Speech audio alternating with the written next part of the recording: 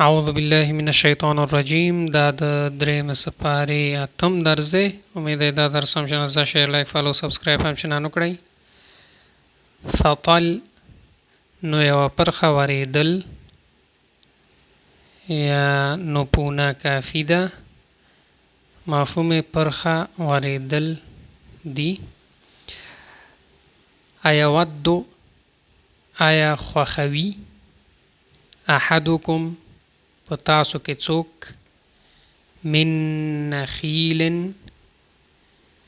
د قجورو و اعناب او د انګورو و اصابه الكبر او رسیدلی وي هغه ته بوډاوالی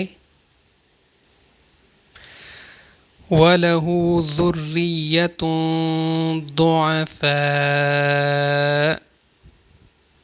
وله ذریة ضعفاء او د هغه اولاد وي کمزوری. اعصار سیلی فاحترقت پس هغه وسوځوي. ولا تیمموا او اراده مکوئ. امید دوستان او اراده مکوئ د آخر درس ترجمه او نور دوستانو سره هم درس شریک کړئ. الله مو مل شه.